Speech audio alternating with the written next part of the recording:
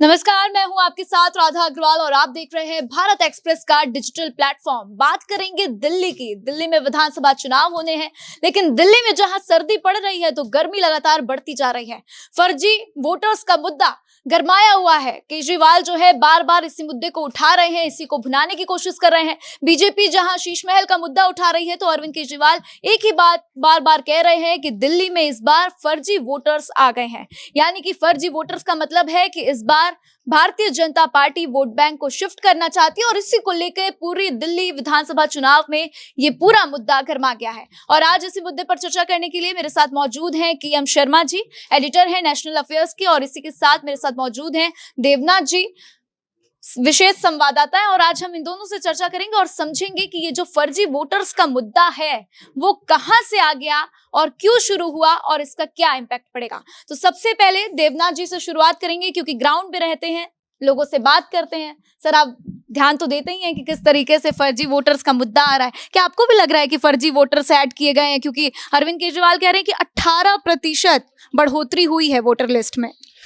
पहले तो दर्शकों को बहुत बहुत शुभकामनाएं, मंगल कामनाएं। लेकिन एक सवाल जरूर बनता है कि आखिर अरविंद केजरीवाल के मन में यही क्यों आया कि यूपी बिहार के फर्जी वोटर, क्या अरविंद केजरीवाल की नजर में उत्तर प्रदेश और बिहार के लोग फर्जी काम करते हैं? ये किस तरीके का बयान है भाई? जिस यूपी बिहार के लोगों पर आपकी राजनीति टिकी रही, 10 साल तक आप लगातार सत्ता में बने रहे, उन्हीं को गाली दे रहे हैं आप। ये ठीक नहीं है, राजनीतिक तौर पर ठीक नहीं है। अब बात आती है सिस्टम की, अब आती है बात व्यवस्था की, अब आती है चुनाव आयोग की। चुनाव आयोग एक ऐसी एक संवैधानिक प्रक्रिया है जिसमें आप जाते हैं, अपनी शिकायत करते हो, और जो वोटर शामिल हो रहे हैं उनके लिए भी एक प्रक्रिया है, हमारे वरिष्ठ बताएंगे। लेकिन जरा बताइए कि जब आप कहते हैं कि यूपी बिहार के लोग यहां आ रहे हैं और आकर के फर्जी वोट बना रहे हैं, मतलब किस तरीके की गाली है भाई? ये आप क्या कह रहे हैं? क्या आपको यूपी बिहार के लोग चोर नजर आ रहे हैं? क्या आपको दिखाई नहीं देता कि किसी भी राज्य में यूपी बिहार के लोगों का किस तरीके का योगदान है?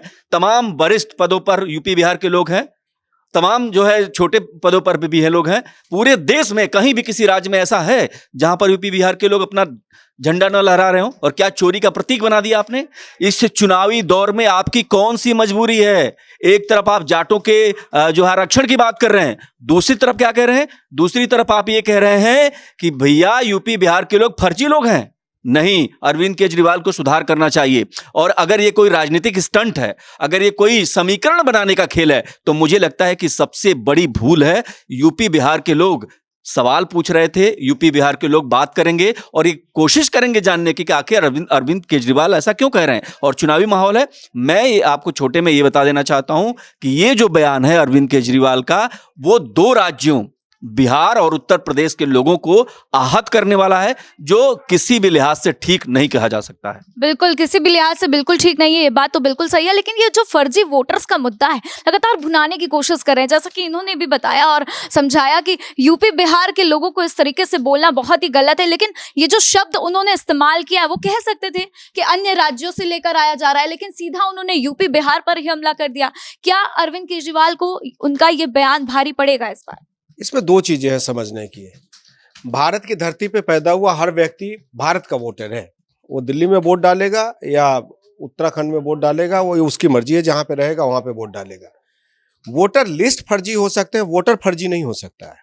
तो जो वोटर लिस्ट फर्जी होने की बात शुरू की गई, वो रोहिंग्या से की गई और मुसलमान से की गई, क्योंकि बहुत सारे मुस्लिम जो हमारे देश के नहीं है, जो बांग्लादेशी हैं, उनको ला के इन्होंने वोट मंगवाया। और इनके विधायक जो है, उन पे पूरा आरोप है कि किस तरीके से वो वोटर कार्ड ही बनवाते रहते थे। बीजेपी ने और जो तमाम राजनीतिक दल हैं, उन्होंने इस बार बहुत हिसाब से काम किया कि इनके जितने फर्जी वोटर्स थे उसको उन्होंने कटवा दिया। तो केजरीवाल जी के पेट में दर्द इसलिए हो रहा है क्योंकि इन्होंने जो हर कंस्टिट्यूएंसी में जीत के मार्जिन के लिए जो 10-10 हजार फर्जी वोट बनवाए थे, उसको इस बार बीजेपी और कांग्रेस ने मिलकर कटवा दिया। अब बात रही उत्तर प्रदेश और बिहार की। ये दिल्ली बनाम उत्तर प्रदेश और बिहार करना चाहते हैं। दिल्ली में जाट की आबादी करीब 6-7% है, उसको कहते हैं कि आप ओबीसी में रिजर्वेशन दीजिए। ओबीसी में रिजर्वेशन देना न देना ये केंद्र सरकार की उसमें अधिकार में आता है, आप उसमें कुछ नहीं कर सकते। दूसरी बात, आपने यूपी बिहार की बात की। यूपी बिहार की आबादी करीब यहाँ पे अगर मैं एलिट क्लास को जोड़ के करूं तो करीब दिल्ली में यूपी और बिहार की आबादी जो है 22 से 26% के करीब है। यानी 22 से 26% आदमी फर्जी है, मतलब हर चौथा व्यक्ति जो है फर्जी है। तो सबसे सही आप ही हैं, या तो आप सही हैं, या आतिशी सही है, या फिर संजय सिंह सही है, या मनीष सिसोदिया, जो सब जेल जाके आ चुके हैं। तो अब मुझे एक चीज बताइए, आप एंकर हैं, फर्जी कौन जेल में? फर्जी आदमी जाता है कि ठीक आदमी जेल में जाता है?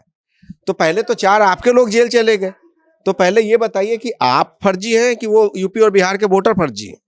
एक मैं ऐसी जानकारी दे देना, आप सवाल पूछ लीजिएगा, लेकिन मेरे मन में आया है कि मैं ये भी कह रहा हूँ, ये तुम जो मुस्कुरा रहे हो, क्या गम छिपा रहे हो? भैया आप कह रहे हो दिल्ली आप जीत रहे हो, आप कह रहे हो दिल्ली में कोई आपको हरा नहीं सकता, आप कह रहे हो कि समीकरण सब कुछ आपके फेवर में है, आप कह रहे हो ग्राउंड जीरो पर आपने काम किया है, आपने कहा कि आपने पेरिस बना दिया दिल्ली को, आप कह रहे हैं दिल्ली के स्कूल आपने दुनिया के सबसे अच्छे स्कूलों में से एक बना दिया। तो फिर ये यूपी बिहार का संकट क्या आ गया? क्या जरूरत पड़ गई यूपी बिहार की बात करने की? और भैया आपको हरियाणा वाले क्यों चोर नहीं नजर आते हैं? आपको महाराष्ट्र वाले क्यों नहीं नजर चोर आते हैं? फर्जी क्यों नहीं, बाकी राजस्थान वाले क्यों नहीं नजर आते हैं? यूपी बिहार के लिए क्यों? तो इस सवाल इस बात का है कि इस बयान की जरूरत क्या है, कि इसका राजनीतिक महत्व क्या है, इसका राजनीतिक निहितार्थ क्या है? सबसे बड़ी बात, संजय सिंह कहाँ के हैं? उत्तर प्रदेश के, मतलब संजय सिंह चोर है।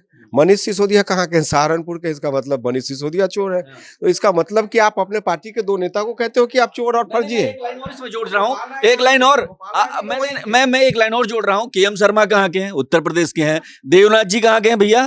गोरखपुर के हैं। और आप कहाँ? तो हम 3 चोर नजर आते हैं केजरीवाल जी को? भैया ऐसे नहीं है, ये फर्जी है हम। आप मनीष सिसोदिया को फर्जी बता रहे हो, आप संजय सिंह को फर्जी बता रहे हो, आप गोपाल राय को फर्जी बता रहे हो, और मुझे लगता है कि जो आपके 62 विधायक हैं उसमें से 20 ऐसे विधायक हैं जो उत्तर प्रदेश और बिहार पृष्ठभूमि के हैं। तो इसका मतलब वो सारे फर्जी है। बिल्कुल, और ये फर्जीवाड़े का मुद्दा उन्होंने चूंकि उठा दिया है तो इसके ऊपर अब जनता उनको जवाब देगी, ये तो तय है। लेकिन इसी के साथ देखिए ये बात भी बिल्कुल सही है कि अरविंद केजरीवाल डरे हुए हैं, क्योंकि देखिए एक के बाद एक बड़ी बड़ी घोषणाएं कर रहे हैं। मैं बता रहा हूँ, डरे हुए हैं, सहमे हुए हैं, या पूरा उत्साह में, हम नहीं जानते। क्योंकि लेकिन जो उनका बयान है, जो उन्होंने कहा है, मुझे शर्म आ रही है कि दिल्ली का मुख्यमंत्री जो यूपी बिहार के लोगों के दम पर जीतता रहा, जो लगातार ये कहता रहा कि हम यूपी बिहार के लोगों को ये सुविधाएं देंगे, हम छठ घाट यमुना सारी चीजें, आज ऐसी क्या जरूरत पड़ी? सिर्फ एक जरूरत, क्योंकि उनको पता है, जैसे हमारे केएम शर्मा ने कहा कि जाट वोटों का जो प्रतिशत है वो उनको दिखाई दे रहा है, लेकिन वो शायद ये भूल रहे हैं कि जाट आरक्षण की बात करिए, मना कौन कर रहा है, लेकिन किसी को चोर बता करके, किसी को फर्जी बता करके। और भाई एक बार मैं फिर कहता हूं कि पूरी दिल्ली में अरविंद केजरीवाल जी को देखना चाहिए, समझना चाहिए, पूरी दिल्ली ही नहीं पूरे देश में, फिर कह रहा हूं कि देश के तमाम बड़े पदों पर जरा बताइए कि किस किस पद पे नहीं है उत्तर प्रदेश के लोग, बिहार के लोग। तो जाहिर से दिल्ली के जाट क्यों नजर आ रहे हैं? दिल्ली के जाट इसलिए नजर आ रहे हैं क्योंकि भारतीय जनता पार्टी ने बड़े ठाठ से एक जाट को उनके खिलाफ उतार दिया है, और इनका जीना दुभर किया हुआ है प्रवेश वर्मा ने। तो अब इनको जाट दिख रहा है। और प्रवेश वर्मा कोई और गैर नहीं है, जमीन से उठा हुआ नेता। उनके पिताजी मुख्यमंत्री रह चुके हैं और दिल्ली के बड़े प्रभावी मंत्री रह चुके हैं और श्रम मंत्री रह चुके हैं देश के। तो उनको जाट तब याद आ रहा है क्योंकि सपने में अब उनको प्रवेश वर्मा आ रहे हैं। लेकिन एक और चीज है, देखिए, मैं अब भी लगता है कि दिल्ली की इलेक्शन की बात करें तो मुझे लगता नहीं कि अरविंद केजरीवाल को इस तरीके के बयान की जरूरत है, क्योंकि अब भी वो मजबूत स्थिति में है, वो काफी मजबूत है। लेकिन अगर ये बात वो कह रहे हैं तो कहीं उनका जनाधार तो नहीं खिसक रहा है? क्या कोई डर है? क्या कोई ऐसी दहशत हो गई है, या कोई हार के संकेत मिल रहे हैं? पता नहीं। लेकिन फिलहाल दिल्ली के ग्राउंड पे हम लोग जाते हैं, लोगों से बात करते हैं, वोटर से बात करते हैं, उसमें साफ जाहिर है कि अरविंद केजरीवाल के काम की अब 10 साल बाद समीक्षा होनी तय है, और लोग कर रहे हैं अपने हिसाब से। शायद वो इनपुट आया होगा, वरना उनको भी लगता है कि जिस यूपी और बिहार को लेकर के वो इस तरीके की बात कर रहे हैं, आप हर जगह देखेंगे तो ऐसे लोग भरे पड़े मिलेंगे। बिल्कुल, और यूपी बिहार जी, इनके काम की समीक्षा क्यों हो रही है? आज चर्चा इसी तरीके से होगी, इनके काम की समीक्षा क्यों हो रही है? क्योंकि जब इनको एब्सोल्यूट मेजॉरिटी मिला तो एक बहुत अच्छी कहावत है कि absolute majority makes you absolute corrupt.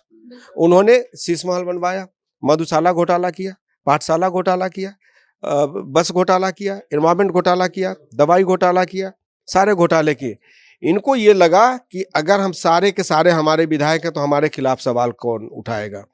तो एक बहुत अच्छी कहावत है कि सकुरात ने कहा है कि if you are not recognised internally और if you are not being evaluated internally then external world is bound to recognize you and evaluate you. नहीं, मुझे भी इस पर कुछ कहना है, मुझे भी कुछ कहना है, लेकिन एक बात सही है, मैं केएम जी से एक बात से असहमत हूं।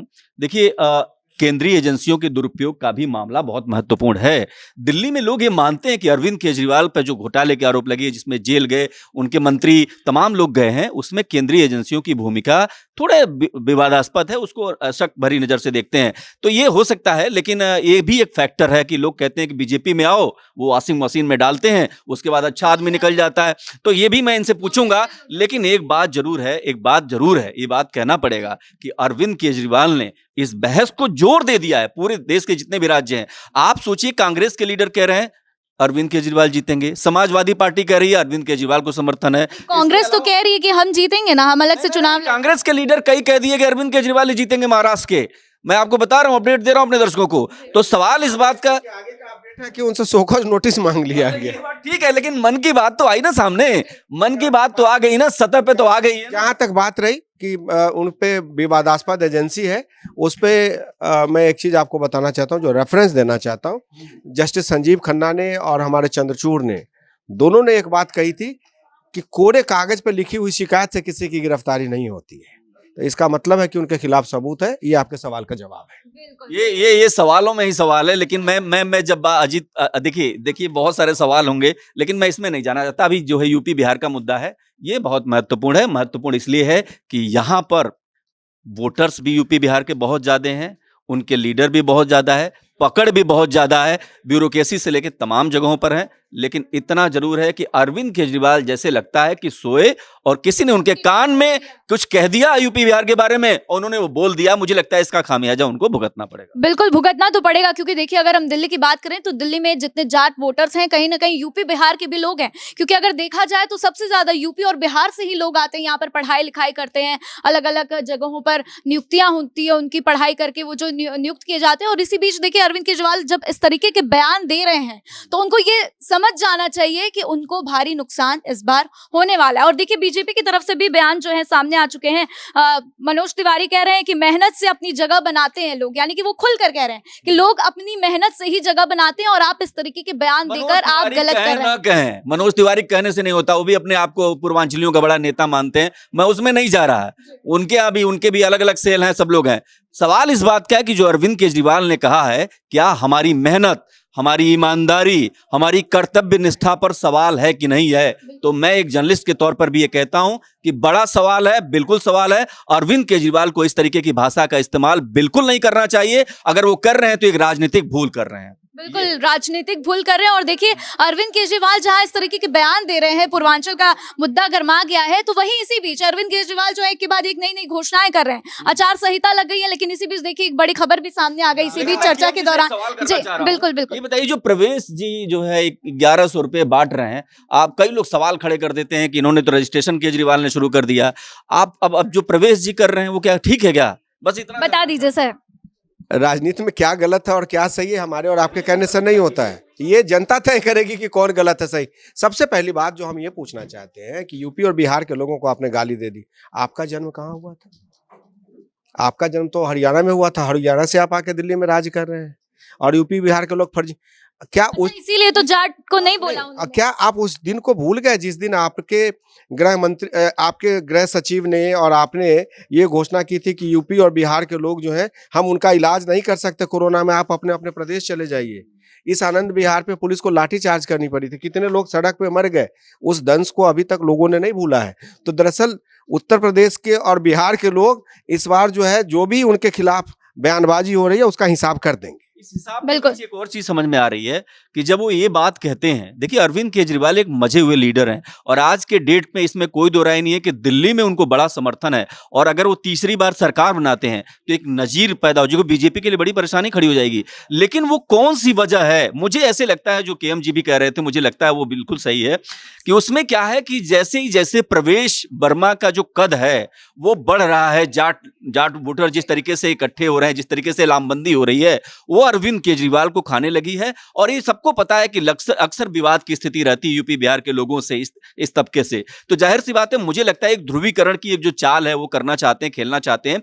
पर मैं ये बात जरूर कहूंगा कि ये बहुत बड़ी राजनीतिक भूल है, क्योंकि यूपी बिहार के लोगों की संख्या बहुत ज्यादा है। और अगर आंकड़ों की बात करें तो ये समझ लीजिए कि इसमें अगर कोई इसका इफेक्ट होता है, अगर इसका कोई असर होता है, मैं आपको बताऊं इलेक्शन पे, अगर होता है, मुझे लगता नहीं ज्यादा होगा, लेकिन अगर होता है तो अरविंद केजरीवाल को बहुत उसका खामियाजा भुगतना पड़ेगा दिल्ली की राजनीति में। और एक सवाल जो लोग उठाते हैं उसमें 2-3 बातें बहुत महत्वपूर्ण है। पहली बात है कि यमुना की सफाई का मुद्दा कौन उठाता सबसे ज्यादा? यूपी और बिहार के लोग, जिनका जो छठ पूजा के लिए वहां पर जाते हैं।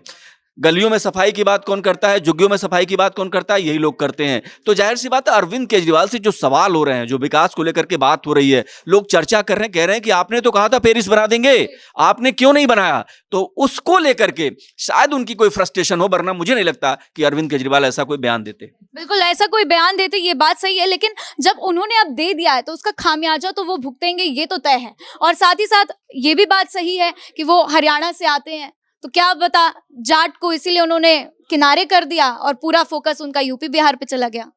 देखिए, ये जो आप कह रही हैं, मैं ये मानता हूं कि उत्तर प्रदेश को लेकर के उनके मन में एक, जैसा कि उन्होंने कहा कि कोविड के दौरान कहा था इन्होंने कि मैं इलाज नहीं करूंगा, लेकिन चूंकि जनता का ऐसा प्रेम उनको मिल रहा था, एक ऐसा तूफान था उनके समर्थन में, कि ये सब बातें दबी रह गई। लेकिन इस दौर में जब समीक्षा हो रही है, जब तमाम बातों पर चर्चा हो रही है, विश्लेषण हो रहा है उनके कामकाज को लेकर के, उनके बयान को लेकर के, तब ये मुद्दे बड़े हो गए हैं। इसलिए बड़े हो गए हैं कि एक तरफ ये हमेशा कहते हैं ना कि आइए आप दिल्ली के स्कूलों में जांच कीजिए। अब यूपी सरकार क्या कह रही है? यूपी कह रही है कि हमारा यूपी देख लीजिए कितना बड़ा कुंभ का आयोजन हो रहा है, देखिए कुंभ का भी इसमें है। तो आयोजन के मामले में, तमाम जो है लॉ एंड ऑर्डर के मामले में, बहुत सारी चीजों में यूपी भी अब दमखम दिखा रहा है, स्कूलों के माध्यम से और रोजगार के मामले में, साफ सफाई के मामले में। तो जाहिर सी बात है कि अब अरविंद केजरीवाल को चुनौतियां चारों तरफ से मिल रही हैं। हरियाणा में क्या हुआ? हरियाणा में कितने दावे किए थे उन्होंने कि ये करूंगा, कोई जीता क्या? नहीं जीता। पूर्वांचल के लोग उनसे कोविड मैनेजमेंट पे सवाल पूछ रहे हैं कि भाई आपने सारे मजदूरों को, जिनका वोट लेके आप 2 बार सरकार में आए, जब कोविड की परिस्थिति आई तो सबको आपने पैदल कर दिया, सबको पैदल कर दिया, सब लोग घर जाइए। मुझे याद है कि राजीव वर्मा होम सेक्रेटरी थे, प्रिंसिपल सेक्रेटरी होम, उनको सस्पेंड किया गया। डीटीसी के कमिश्नर को सस्पेंड किया गया, क्योंकि जब बात आई कि इनको जाने के लिए किसने कहा, तो सर एक आदेश जारी किया गया था कि दिल्ली के सभी लोग जो हैं वो आनंद विहार पहुंचे और वहां से उनको वहां पे पहुंचा दिया जाएगा। और वहां पे न बस पहुंची, न खाने की व्यवस्था हुई, लाखों लोग सड़क पे कई दिन तक भूखे मरते रहे, जिसके बाद होम सेक्रेटरी को सस्पेंड किया गया था, डीडीए के पदाधिकारी को सस्पेंड किया गया। तो केजरीवाल जी से उत्तर प्रदेश और बिहार के लोग दरअसल कोविड के जो किए गए नाइंसाफी है उसका हिसाब मांग रहे हैं, इसलिए कह रहे हैं कि वो लोग बाहर के लोग हैं। एक चीज मैं जोड़ना चाहूंगा, अरविंद केजरीवाल जी, अगर आप सुनेंगे तो मेरी बात, एक शेर ये है कि यूपी बिहार के लोग हमेशा आपको झोली भर भर के वोट देते रहे। तो भैया एक शेर है कि हम तुम पे मरते हैं, तो मार ही डालोगे क्या? मार ही डालोगे तो मत मारो। ये राजनीति अपनी जगह है। यूपी बिहार के लोग बहुत मेहनती हैं, बहुत कर्मठी हैं, और कहीं भी दुनिया भर में उदाहरण दिया जाता है हमारी मेहनत का, हमारे कर्तव्य निष्ठता का, देश प्रेम का। तो जाहिर सी बात है, शायद अरविंद केजरीवाल को ये बात पता नहीं है, तो पता कर लें, गूगल कर लें, अगर कोई सलाहकार गलत है गूगल कर लें। बिल्कुल, और पूर्वांचल के लोगों पर चूंकि सवाल उन्होंने उठा दिया है, तो अब अलग अलग राजनीतिक दल भी उनके ऊपर हावी होते हुए नजर आ रहे हैं। बीजेपी के तमाम बड़े नेता, प्रवक्ता जो हैं, एक के बाद एक उनको लेकर बयान भी दे रहे हैं। लेकिन इसी बीच ये पूर्वांचल का मुद्दा तो उठा है, ये ठीक है। अब अरविंद केजरीवाल ने एक और बड़ी घोषणा कर दी है, और ये घोषणा छोटी मोटी नहीं है। वो कह रहे हैं कि RWA के तहत जो है सुरक्षा गार्ड की नियुक्ति की जाएगी। ये जब हमारी आपकी बातचीत हो रही है, वार्ता हो रही है, इसी दौरान ये घोषणा हुई है। अब आप ये सोचिए कि अरविंद केजरीवाल क्या इतना डर गए हैं कि एक के बाद एक इतनी घोषणाएं कर रहे हैं। कर्ज में डूबे हुए हैं अरविंद केजरीवाल, बार बार ऐसी बातें हो रही हैं, लेकिन फिर भी घोषणा हो रही है। अभी शाम तक केजरीवाल या केजरीवाल का कोई मंत्री ये भी घोषणा करने वाला है कि बहुत जल्दी वो ऑस्ट्रेलिया का प्रधानमंत्री नियुक्त करेंगे, वो क्योंकि वहां पे पंजाब के बहुत सारे लोग हैं। अरे RWA के गार्ड आप कैसे नियुक्त करोगे? RWA का एक अपना मेंटेनेंस होता है, आप अपना गार्ड करके वहां पे उनकी जो माँ बहनें कहाँ जाती हैं, कहाँ से आती है, उसकी निगरानी करोगे आप? क्या सवाल पूछा रहे हो एक पढ़े लिखे? देखिए, लेकिन उन्होंने घोषणा कर दी। ये बात समझ में नहीं आ रही कि दिल्ली में चूंकि तारीखों का ऐलान हो गया है कि चुनाव होने हैं, तो फिर आचार संहिता लग चुकी है, लेकिन उन्होंने ये ऐलान कैसे कर दिया? वो आचार संहिता का मतलब ये नहीं है कि वो नहीं कर सकते, वो कर सकते हैं। और केजरीवाल के बारे में आप शायद मुझे एक पत्रकार होने के नाते नहीं कहना चाहिए, गिरगिट तो वैसे बदनाम है। केजरीवाल के पास भी वो जाके कहते, अभी आपको मालूम है जब अक्षय कुमार से किसी ने पूछा कि आप तो देश के बहुत बड़े कलाकार हैं, आप हर विद्या में माहिर हैं, तो उन्होंने कहा कि मैं सारी विद्या जानता हूं, एक विद्या नहीं जानता जो केजरीवाल जानता है। तो जब अक्षय कुमार ने माफी मांग ली उनसे, तो फिर औरों की क्या बात करें। जी, आपका ये इस पर क्या स्टैंड होगा? ये आचार संहिता लग गई है, फिर भी घोषणाएं कर रहे हैं, लोगों को लुभाने की पूरी कोशिश कर रहे हैं अरविंद देखो, केजरीवाल। ऐसा है कि राजनीति में सब चलता रहता है, हर कोई अपने वोटरों को लुभाता है, इसमें कोई गलत नहीं है। देखिए बीजेपी घेरती है कि फ्री, और बीजेपी नहीं घोषणा करती है। एक पत्रकार के तौर पर हम इस बात को समझते हैं, लेकिन सवाल इस बात का नहीं है, सवाल यूपी बिहार का है, सवाल उस मेहनत पे है, सवाल उस जो है हमारे श्रम पर है। और एक और खास बात है दिल्ली की राजनीति में, मुझे लगता है कि अरविंद केजरीवाल कुछ दांव पे चलना चाह रहे हैं लेकिन चल नहीं पा रहे हैं, कुछ गलत हो जा रहा है। और कई बात होता है ना कि आप कुछ अच्छा करना चाहते हो, बुरा हो जाता है। इस बार कुछ ऐसा ही हो रहा है, क्योंकि दिल्ली के लोग बहुत सारे सवाल उनसे पूछ रहे हैं।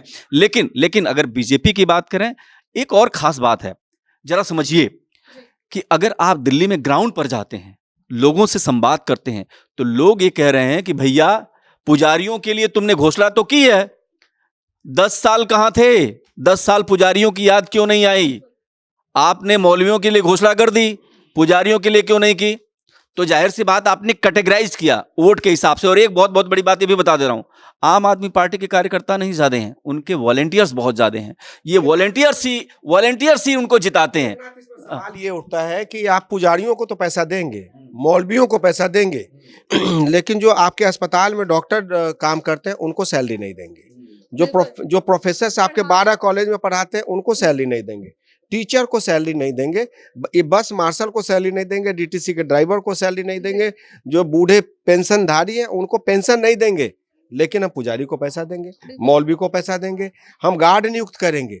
तो ये कुछ दिन के बाद बहुत जल्दी हो सकता है कि ये कह देंगे कि हम ऑस्ट्रेलिया जो है, कनाडा जो है, अपना प्रधानमंत्री नहीं नियुक्त कर पा रहा है, हमारी सरकार बन गई तो पहले कैबिनेट में वहां का प्रधानमंत्री नियुक्त करेंगे। और देखिए अरविंद केजरीवाल जवाब भी बड़ी सफाई से देते हैं। जब इनसे पूछा जाता है कि आप क्यों नहीं दे रहे हैं, जैसे इमामों का ही बात आई, तो कहते हैं कि हमसे लेना देना नहीं, वो तो वक्फ बोर्ड उनको पैसे देगा। इसी तरह जब प्रोफेसर्स की बात आई, तो डीयू की बात आती है, तो कहते हैं हमसे लेना देना नहीं है भाई, केंद्र सरकार चलाती है डीयू। वो कहते हैं सब बीजेपी वाले हैं ना, ये भी उनका बहुत स्लोगन बड़ा बढ़िया है। वो कहते हैं ये बीजेपी वाले बदनाम कर रहे हैं जी, सब मिले हुए हैं जी।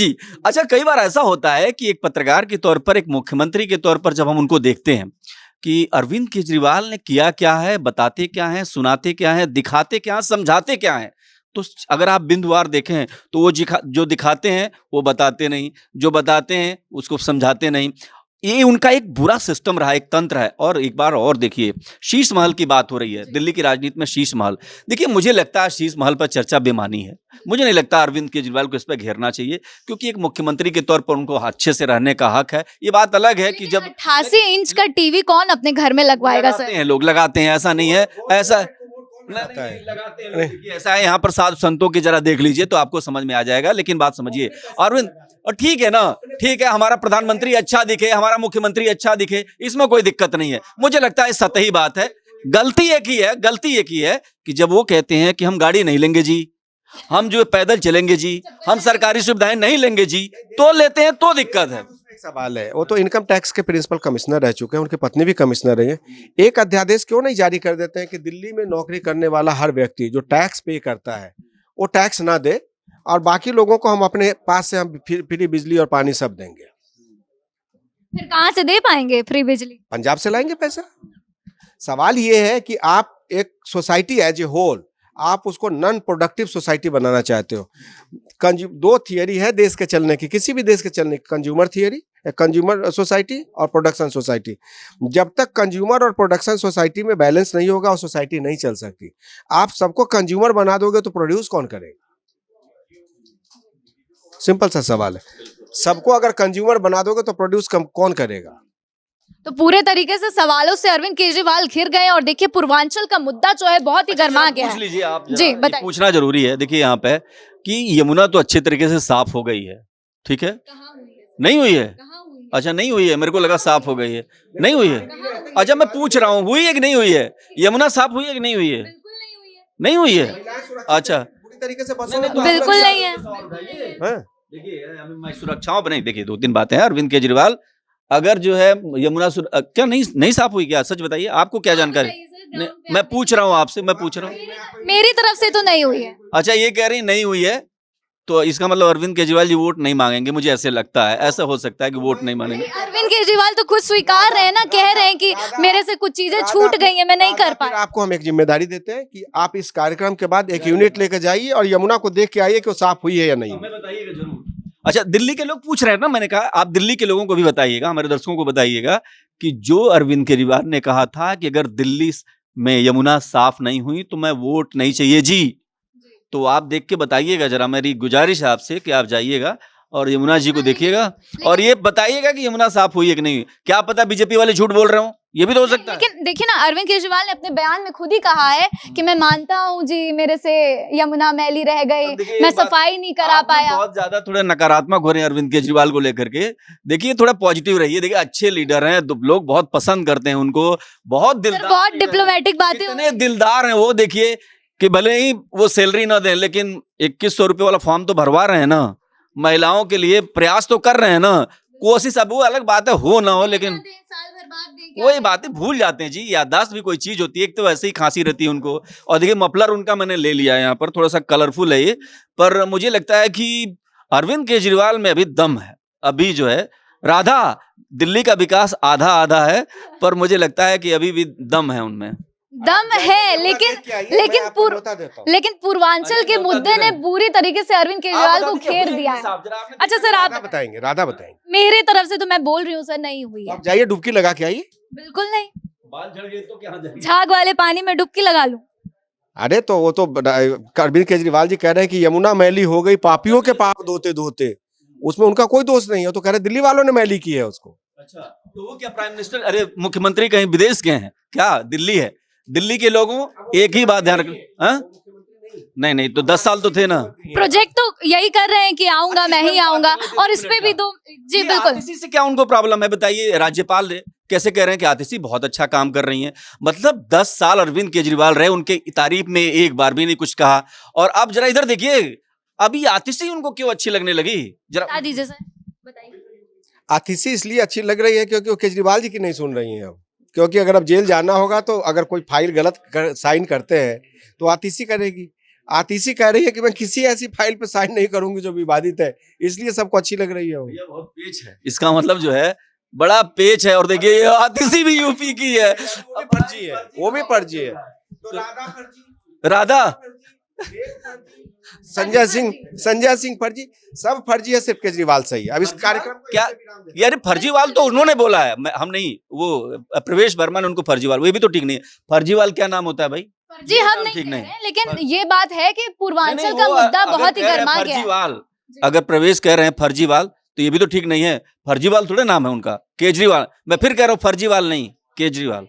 बिल्कुल नाम केजरीवाल है, लेकिन जिस तरीके से पूर्वांचल के मुद्दे में अरविंद केजरीवाल घिरे हैं, इसके बाद यही देखना होगा कि दिल्ली की सियासत में क्या असर होगा। लेकिन जाते जाते एक छोटा सा रिएक्शन, सिर्फ रिएक्शन ये कि दिल्ली वाले आप जिस किसी को भी वोट दीजिए, लेकिन 5 फरवरी को आप लोग अपने घर से निकलिए और लोकतंत्र की मजबूती के लिए वोट डालिए। ये भारत एक्सप्रेस की अपील है।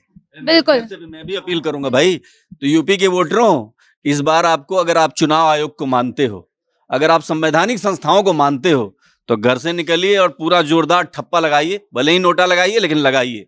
बिल्कुल। देखिए, तो भारत एक्सप्रेस आपसे अपील करता है, घर से निकलिए, 5 तारीख को जाइए, मतदान दीजिए। और इसी के साथ ये देखना होगा कि इस बार जब पूर्वांचल का मुद्दा अरविंद केजरीवाल ने उठा दिया है, तो इस बार जनता उनको कितना सराहती है, कितना उनके साथ जाती है या फिर नहीं जाती है, ये 8 तारीख को पता चलेगा। लेकिन फिलहाल आज की चर्चा में इतना ही। मुझे दीजिए इजाजत, नमस्कार।